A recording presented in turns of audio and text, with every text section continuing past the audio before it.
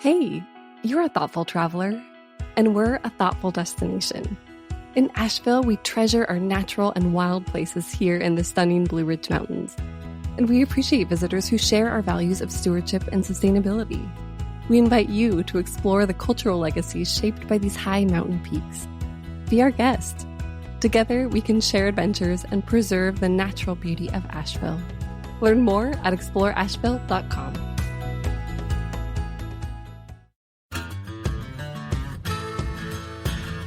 This is Unpacked. I'm Aislyn Greene, a deputy editor here at Afar, and today we're digging into what might seem like a very benign topic. Is it really possible to travel like a local?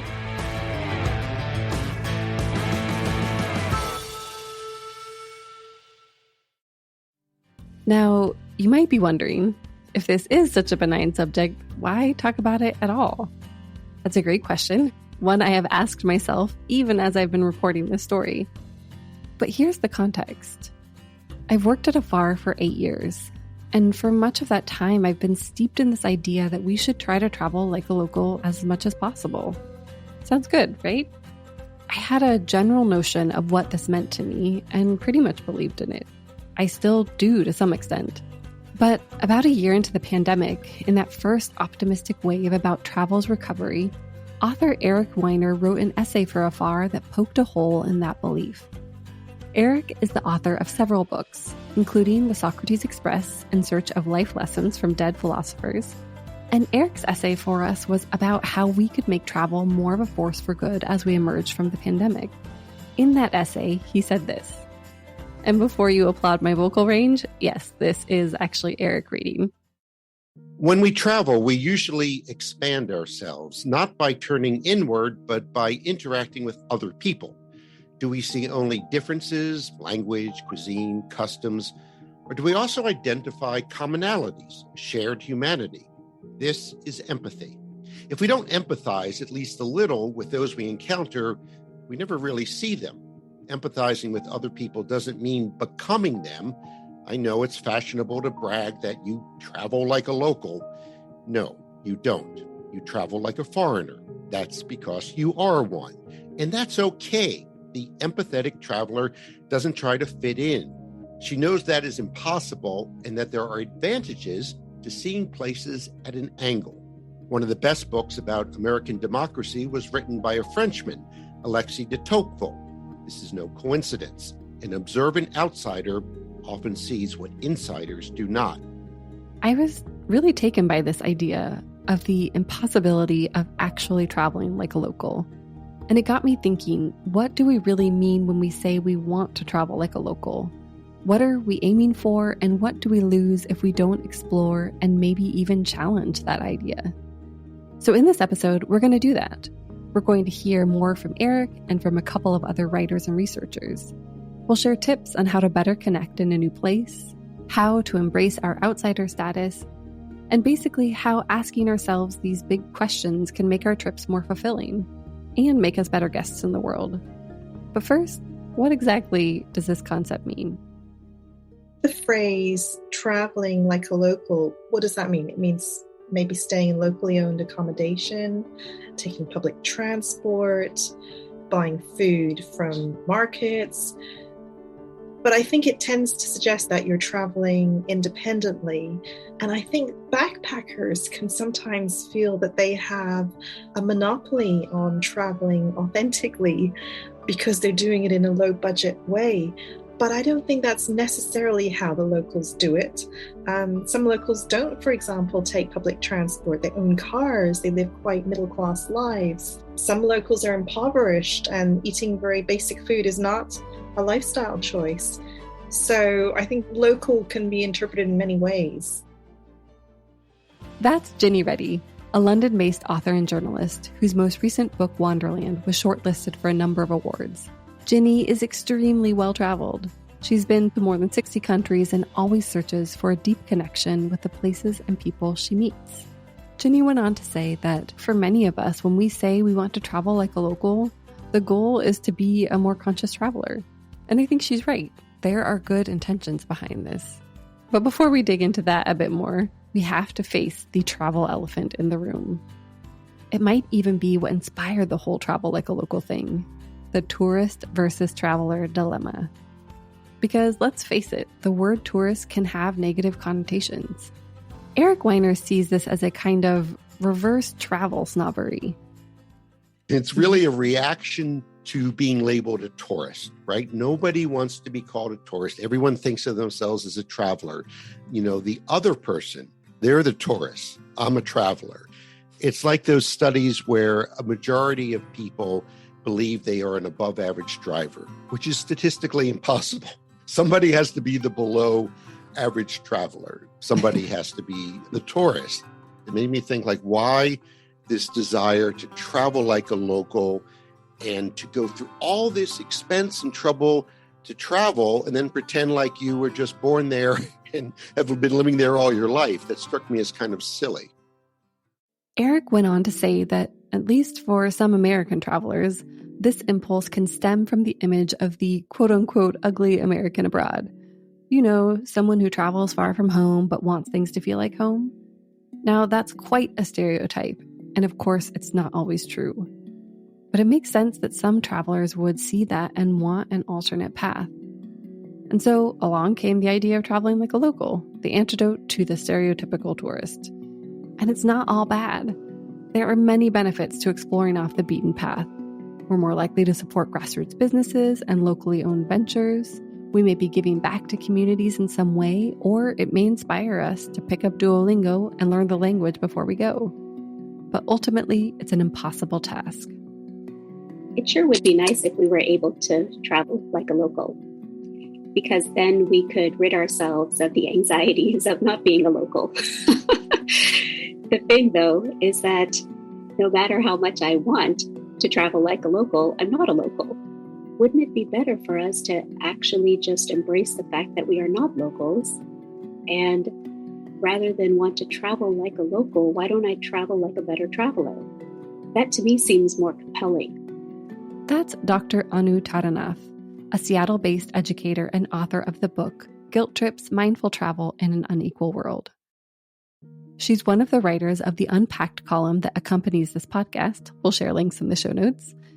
Dr. Anu is also a speaker and consultant and works deeply around issues of racial equity, gender, identity, and more.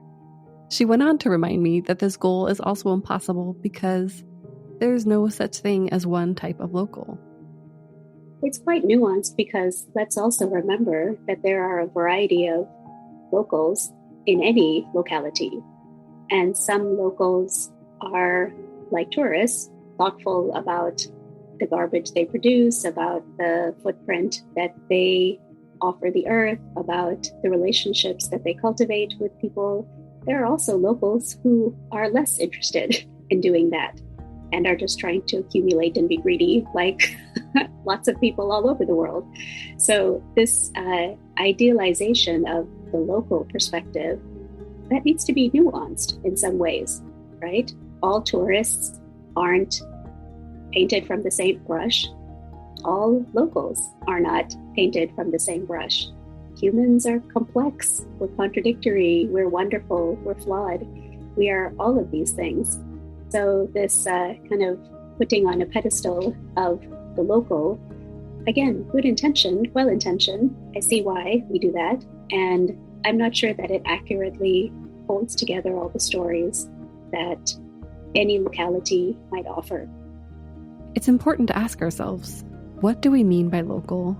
And is our local their local? This is often an issue of perception, and perception has a lot to do with our own socioeconomic backgrounds and the socioeconomic backgrounds of the people we're encountering. In addition, there are often racial and identity realities at play. Not everyone is welcome the same way around the world. Jini explains. I think the whole issue of identity really plays into how we experience a place when we go abroad. I think it depends on the specific dynamics between yourself and your upbringing and who you are and what you identify as, and the particular country or culture that you're visiting. For example, you can't blend in as easily if you're surrounded by white people and you're a person of color, and then you can feel hyper visible. I think, you're more likely to be pegged as an outsider, and it also impacts maybe on how other white travelers might respond to you. In some cultures, white skin is prized, and if you're the tourist with the brown skin, you're less interesting, and therefore there's less curiosity about you, and people might not want to know you in quite the same way. In certain countries, you might have to deal with racism, even if it's not overt, you might sense the hostility.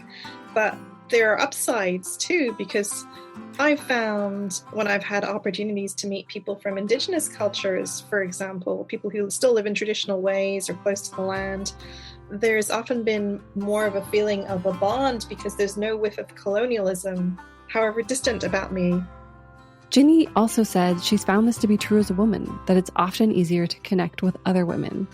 She shared a great story about a day in a beauty salon that opened a door to an aspect of culture she would likely not have seen if she hadn't gone.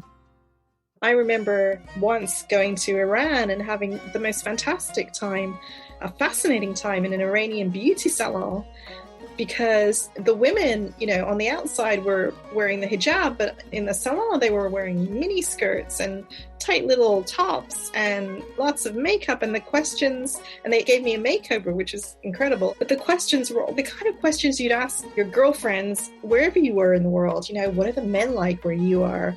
Do you have a boyfriend? Do you have kids? What's your life like?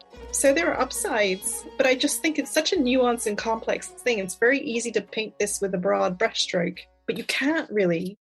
Dr. Anu agrees. During our conversation, I had shared my own journeys as a queer traveler navigating the world. Sometimes I was more out than other times. Sometimes people would assume that my spouse is male, and if I felt uncomfortable, I might let them go on thinking that. But not everyone has that luxury. If we have the notion that the typical American traveler is middle class, upper middle class, white, educated in particular ways, and has resources, I come along and I look somewhat different from that norm of the American traveler. If the American traveler is assumed to be straight, you come along and might look or seem different from that American traveler. There are some parts of ourselves that can't be hidden. I can't not be brown where I go places. I am all the time. Someone's queerness may or may not be visible on their bodies in the same ways, right? And so which identities are choices for us to share with others and which identities are not choices? All of this kind of swirls around that conversation about who we are at home, who we are abroad. I'd love to be able to share with you or anyone that all of you is welcome everywhere. But of course, that's not the world that we live in. It's not true at home for too many of us, and it's not true for many of us when we're traveling. This is, I think, for me, not wanting to be a local, but to just notice what locals do helps me really think about issues of travel and power and hierarchy and identity and who we are and who we aren't in different contexts. I can't make all the hierarchies go away. I can be mindful of how they play out. I can try to keep myself as safe as I can, and I can try to get to know people, even if I might not like something that they're doing or thinking or in a way that doesn't quite work with my values. I'm still in their space. How do I do that well? How do I do that well? That's the real question, isn't it? So let's explore the ways. First, it's important to embrace discomfort, because the truth is that travel can be disorienting and unfamiliar at times, and that's often the glory of it. Eric shared his view on new experiences while traveling. He likes to, as he says, embrace the weirdness. But weird in this case isn't a judgment. It's a tool that allows him to acknowledge that something is unfamiliar to him without rejecting it and using that discomfort to provoke curiosity. He shared a story about trying a new to him food in Iceland. And for those of you who have been to Iceland, you might know what's coming. I went to a local market and I was told by someone in the hotel that I had to try the harkel. And I'm like, okay, I have to find a Harkle booth to get some Harkle. Well, Harkle is rotten shark meat, that's been sort of stewing for a long time, growing rotten. And it tastes pretty much exactly the way you would expect rotten shark meat to taste, And I have to be honest, it just tasted awful to me. So my approach in those situations is twofold. One is to embrace the weirdness, like, this is weird. I'm eating rotten shark meat, and I'm not going to pretend otherwise. But, and the but is key to this formula, but what do they get out of it? Like, where did this come from? Well, in this case, it turns out that it's an ancient tradition that, it was feast or famine in Iceland. They had long periods of time historically where there was no food. So they sort of fermented the shark meat for long periods of time, and it kept well enough that they could eat it. And they developed a taste for it. Eric says you can apply that formula to many situations. In his mind, the problem comes when we skip that first step, the "this is unfamiliar to me" step, and go right to acceptance because we're trying to be nice. He's not suggesting, of course, that we be rude or derogatory, but rather that we be honest that, hey, this is a little unusual for me. Can you tell me more? What's the history? Why do you like it so much? Use those moments of discomfort to encourage curiosity. I find it more honest to go there. I'm an American. I was born in America. I see the world through American eyes, but I'm willing to change my prescription of my glasses, to put it that way. Henry Miller once said that when it came to travel, one's destination is never a place, but a new way of seeing things. And you can only have that transformation if you acknowledge that you saw things this other way in the first place. This is one of the reasons we travel, to help, as Eric says, change the prescription in our glasses and appreciate our differences. Dr. Anu elaborates. Travel can help us appreciate differences better because it often puts us in difference, whether we want to be or not. When we are in our so-called regular lives, we are in a routine, we are in familiarity, we are often, not always, but we are probably more often in comfort than we are in discomfort. I'm speaking in broad strokes, of course. Everyone's stories won't fit exactly what I've just shared. And when we travel, we are knowingly putting ourselves somewhere else. And that knowingly putting ourselves elsewhere opens some curiosity up. Not always, but that's the hope, right? That it can open us up to notice more, to slow down more, to exit our usual routine and think about something else, and to be able to kind of move our minds on a different track. This means embracing our status as an outsider. There are advantages to seeing a place with fresh eyes. Eric shares an example using a very famous French political scientist. Alexi De Tocqueville was the quintessential observant outsider, we'll call him.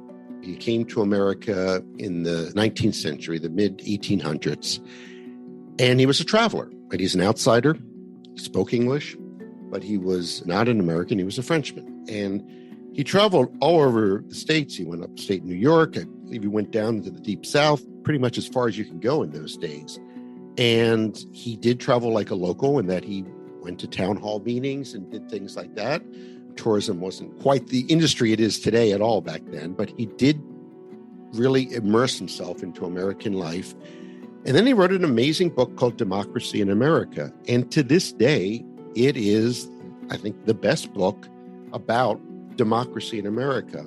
I don't think it's a coincidence that the best book in American democracy was written by a non-American. Why is that? Well, Eric likes to think of it as if we were all goldfish in individual fish bowls. You're in the Aislyn fishbowl and I'm in the Eric fishbowl, but we're both in a bigger fishbowl called America. And we don't even know they're fishbowls because it's just, we know our own experiences. We only know our fishbowl until we get out of it and we hop into another bowl. And that's what de Tocqueville did. He hopped into a different fishbowl and could see it more clearly than the fish that were already there. And I think that you can be too close to a place and a culture and not be able to see it clearly. As an outsider, I would say an informed outsider like de Tocqueville and an observant, open-minded outsider like de Tocqueville, you can see things that others don't. Eric continued on to say that travel can also help us see our hometown or city more clearly once we return. I think many of us have had that experience where we return home and we can just see things with a fresh perspective. One of my favorite examples of that took place in the Miami airport, following a 2-week trip in Cuba. During that trip, my wife and I had carried toilet paper with us wherever we went because there was just never any guarantee that we'd find some when we needed it.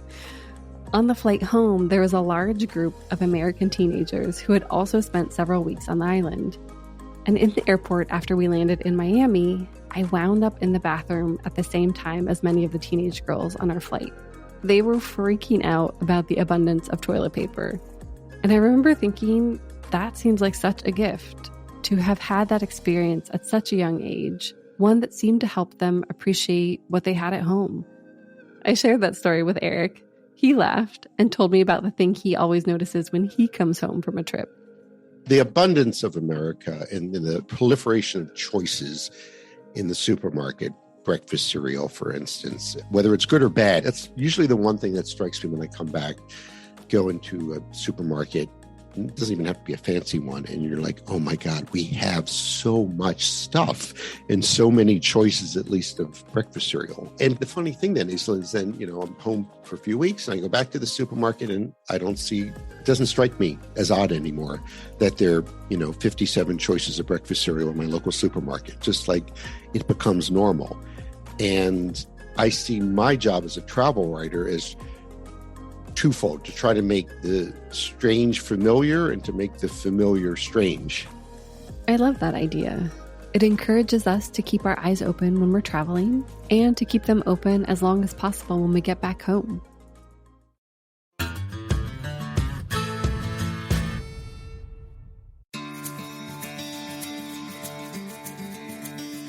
Are you inspired to travel in a more responsible way?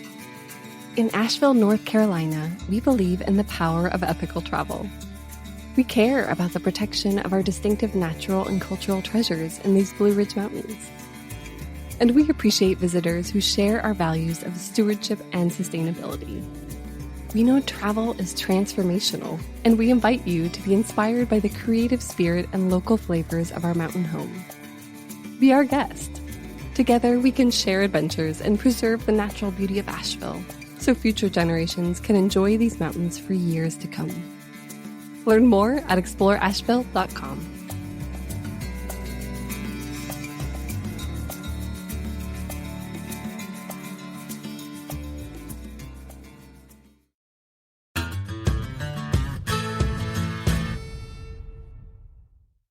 Welcome back to Unpacked by Afar.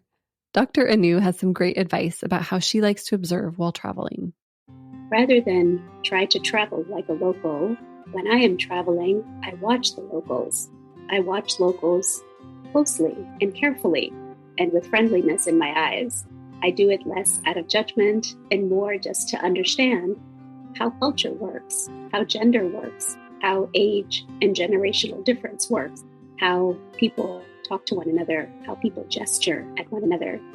These are the things that a local knows without anyone teaching us, right? This is what we learn being part of a culture and a community and a people. And as an outsider, these are the very things that I'm curious to learn more about.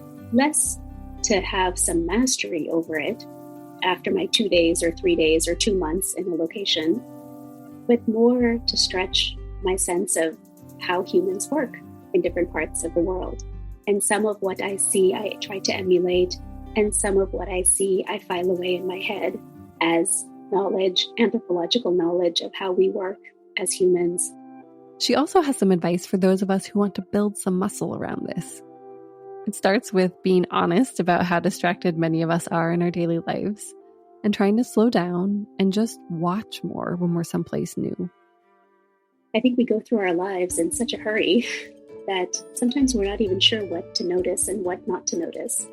If you are traveling, and perhaps even if you're not traveling, if you're just in your so-called regular life, take some time to notice who's around, how are they dressed, do they look like you, are the languages that are being spoken the one that you speak most often, what does signage look like, How are people relating to one another? What is verbal? What is nonverbal? These are incredible cues to understand not just culture, but to understand our similarities and differences. I would say related to that is not only noticing externally what's happening in the community and in the peoples that you're watching and interacting with, but also digging inside ourselves and thinking, how does that make me feel? What's coming up for me? Am I awash in discomfort? Am I awash in nervousness? Do I find myself shrinking back? Do I find myself leaning in? These are really critical self-reflective questions that help us tune into ourselves and our emotions in a really emotionally intelligent way. Dr. Anu says it can be helpful to be aware of and to tone down our privilege as travelers, depending on where we go. But this doesn't mean trying to be someone we're not, as she explains. I can't ever pretend to not be who I am and where I'm from. I can, however, dial down the ways that privilege is displayed on my body, and I can try to dial up the ways that friendliness or my receptivity to connecting might be present for me. And if I am to be a guest in their community for 2 days, 2 months, I'd like to be a good guest. What does dialing down the fact that I come from an exorbitantly rich country, what does dialing down the fact that I have more than many people in the world look like? It doesn't mean trying to pretend that that's not there, but it does mean being sensitive to how these things show up and play out when we are elsewhere. When I am stepping through a less resourced community with my fly handbag or some, hi-fi backpack or some really expensive branded shoes, I'm stepping in saying something. And what I'm saying is, I have. I'd like to actually step into that community or any community less by saying I have and more by saying hello. Those are really different messages, right? For Dr. Anu, toning down privilege might be as straightforward as not carrying a fancy water bottle or putting away the elaborate shoes or smartwatch and opting for a simpler version. In a way, it's about setting aside our own worldview for a moment. If you're wondering how to do that, well, Jini has some ideas. I try to find common ground with people if I'm talking to them, try to listen more and talk less. I try to be sensitive to cultural mores, to customs. I always try to smile and to be gracious and to look people in the eye. I think that's really important, those small things. And I think if you're genuinely interested in people, they'll sense it. I don't seek to impose my worldview. People might have beliefs that are widely divergent from your own, and you're not there to pick a fight. You're there to learn and to experience and to witness. And, you come away with all this information and then you can decide what you do with it. For Jini, the goal is to be as open and non-judgmental as possible. Sometimes this means opening up on a more energetic level.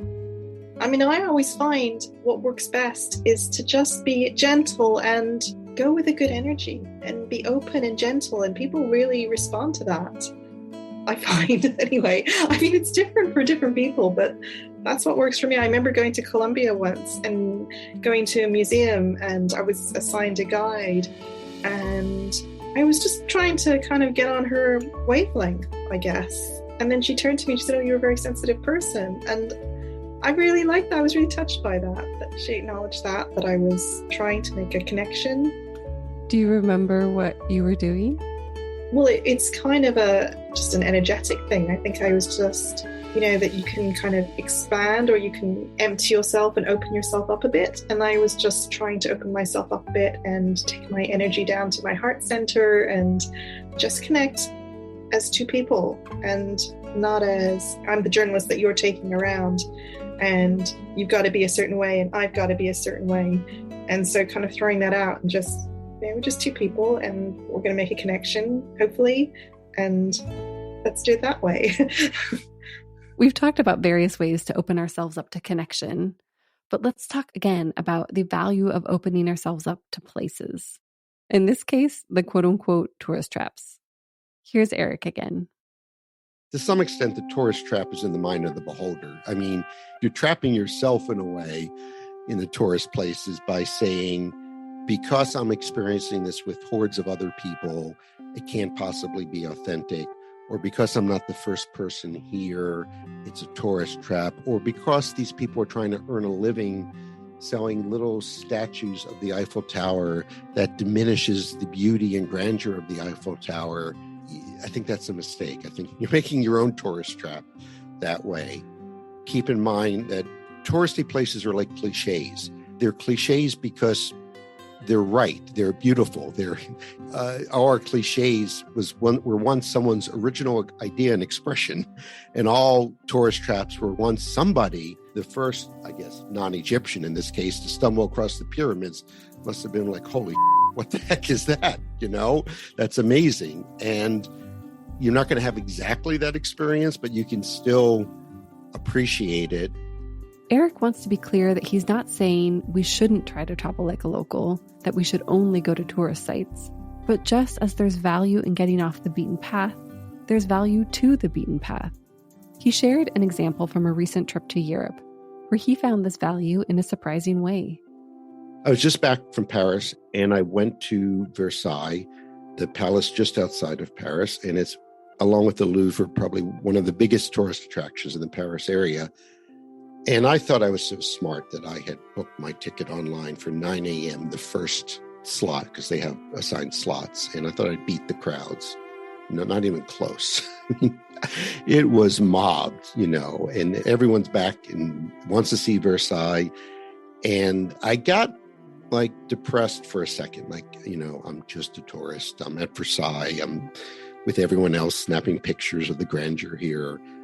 But then I sort of started watching the watchers, watching the tourists, and started to observe them sort of anthropologically, how different groups behaved and how this group was different from that one, and the way which rooms in the palace they chose to linger in and which ones they ignored. And because of this attitude shift, Eric found a really cool moment. And then I was in the gift shop, because there's always a gift shop, right? And there's Baroque music playing in the loudspeaker system. And the woman who's working in the gift shop, she just kind of starts dancing, because it was like dancing music. And then I started dancing, and she said in French, "This is Versailles," and it was like just a little tiny moment. But I was in the gift shop of Versailles. And if you're able to connect with a local person for just a moment in the gift shop of Versailles, like the most traveled place in France, probably, I mean, that's pretty cool. Yeah, that's a miracle. Well, but the thing is, you have to be open to once you decide oh God, this is terrible. And I went through that phase, but I got past it. And I just I think what you said earlier about embracing, embrace the oddness, but embrace the tourism too. You're like, if you're fighting it all the time, saying, I'm not a tourist, I'm a traveler. You wouldn't have that experience of dancing with the woman who works in the gift shop at Versailles. You have to be willing to make a fool out of yourself, which I'm willing to do, much to the chagrin of my teenage daughter. And you have to be willing to say, look, to some extent, I'm a dumb American, and so I'm just going to blunder along here. But you do it in an open-minded way. You're blundering along, but you got your eyes wide open, and you're willing to be open to the possibility that life is otherwise, which I think lies at the heart of travel. The possibility that life is otherwise. And that's why we travel, right? Because we believe that life can be otherwise. Before we part, let's look at what we explored. Takeaway 1. The desire to travel like a local is not a bad one, but it's important that we examine our intentions. Why do we want this experience, and what are we hoping to achieve? How can we do it in a way that has depth? Takeaway 2.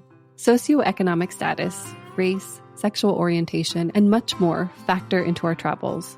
There's no getting around it. If you're traveling with what some would consider a more privileged passport, consider ways that you might dial down your privilege. Perhaps you don't carry the fancy water bottle or wear the smartwatch. This can help open doors for connection. Takeaway 3. Embrace discomfort. Be honest and respectful about what you're experiencing and use it as a way to ask questions and to go deeper. Takeaway 4. Instead of trying to be a local, watch the people in your destination. How do people converse? What hand gestures do they use? What's the pace of daily life like there? Also, tune into how this makes you feel. Are you uncomfortable or totally at ease? Do you find yourself shrinking back or leaning in? If so, do you know why? Takeaway 5. When connecting with people, set aside your own worldview and be curious. Look for places of connection. Be open and generous with your energy as long as it feels safe to do so. Takeaway 6. Yes, get off the beaten path, especially if the community you're visiting can support tourism. Continue to support local businesses, restaurants, and neighborhoods, but don't overlook the popular places for travelers. If you really want to see the pyramids in Egypt or Versailles in Paris, don't hesitate to go. Just because you're sharing the experience with others doesn't mean it's inauthentic. Continue to watch and observe. Search for the magic moments of connection in those busy places. Thanks so much for joining me on this episode of Unpacked by Afar. From one sometimes local, sometimes outsider to another, I hope to see you out there. Ready for more unpacking? Visit us online at afar.com and be sure to follow us on Instagram and Twitter. We're at Afar Media. If you enjoyed today's exploration, we hope you'll come back for more great stories. Subscribing makes this easy. You can find us on Apple Podcasts, Spotify, or your favorite podcast platform. And please be sure to rate and review us. It helps other travelers find the show.